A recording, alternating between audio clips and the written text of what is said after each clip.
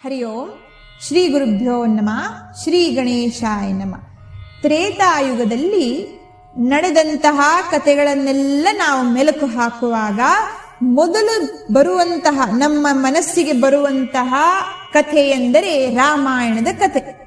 ರಾಮಾಯಣ ಎಂದಾಕ್ಷಣ ಪ್ರಭು ಶ್ರೀರಾಮಚಂದ್ರ ದೇವರು, ಮಾತೆಯಾದಂತಹ ಸೀತಾದೇವಿ ಮತ್ತು ಅವರ ಬಂಟನಾದಂತಹ ಪ್ರಭು ಹನುಮಂತರಾಯರ ನಮಗೆ ಜ್ಞಾಪಕ ಬರುತ್ತದೆ.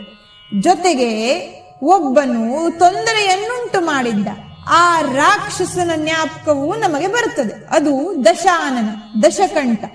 ಅವನಿಗೆ ಆ ಹೆಸರು ಬಂದಿದ್ದು ಹೇಗೆ? ನಿಜವಾದ ಹೆಸರು ದಶಕಂಠ ಎಂಬುದಾಗಿ. ಯಾಕೆಂದರೆ ಒಬ್ಬ ಮನುಷ್ಯನಿಗೆ 10 ತಲೆ ಇದ್ದದ್ದು, ಆದ್ದರಿಂದ ದಶಕಂಠ ಎಂಬುದಾಗಿ ಅವನಿಗೆ ಹೆಸರಿದ್ದದ್ದು.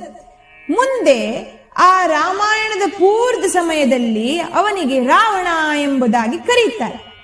ಇವನು ಈ ರಾವಣನು ಮಾಡಿರತಕ್ಕಂತ ಒಂದು ತಪ್ಪಿನಿಂದಲೇ ಅವನಿಗೆ ಆ ಹೆಸರು ಪ್ರಾಪ್ತಿಯಾಯಿತು. ಅದರ ಹಿಂದೆ ಇರತಕ್ಕಂತ ಒಂದು ಕತೆ. ಈ ದಶಕಂಠನು, ದಶಾನನನು ಭೂಮಿಯ ಮೇಲೆ, ಸ್ವರ್ಗದ ಮೇಲೆ, ಪಾತಾಳದ ಮೇಲೆ ಎಲ್ಲ ಜಾಗಗಳಲ್ಲೂ ತಾನು ಜಯವನ್ನು ಗಳಿಸಿ ಆಳ್ತಕ್ಕಂತ ಸಮಯ.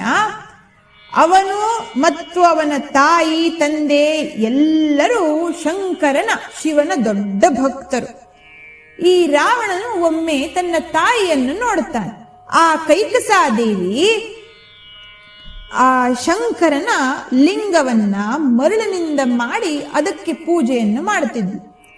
ಈ ಪೂಜೆಯನ್ನು ಮಾಡುವಂತಹ ತಾಯಿಯನ್ನು ಕಂಡ ರಾವಣನಿಗನಿಸ್ತು, ನಾನು ಇಷ್ಟು ಶೂರವೀರ, ಈ ಪೂರ್ಣ ಭೂಮಂಡಲವನ್ನು ಆಳತಕ್ಕಂಥವನು, ನನ್ನ ತಾಯಿ ಮರುಳಿನ ಲಿಂಗಕ್ಕೆ ಪೂಜೆಯನ್ನು ಮಾಡುವುದೇ ಸಾಧ್ಯವಿಲ್ಲ. ನಾನು ನನ್ನ ತಾಯಿಗೆ ಶಂಕರನನ್ನೇ ಇಲ್ಲಿ ಕರೆದುಕೊಂಡು ಬರ್ತೇನೆ, ನನ್ನ ತಾಯಿ ಶಂಕರನ ಪೂಜೆಯನ್ನು ಮಾಡಬೇಕೆಂಬುದಾಗಿ ಕೂಡಲೇ ತನ್ನ ಪ್ರಯಾಣವನ್ನ ಕೈಲಾಸದತ್ತ ಬೆಳೆಸ್ತಾನೆ.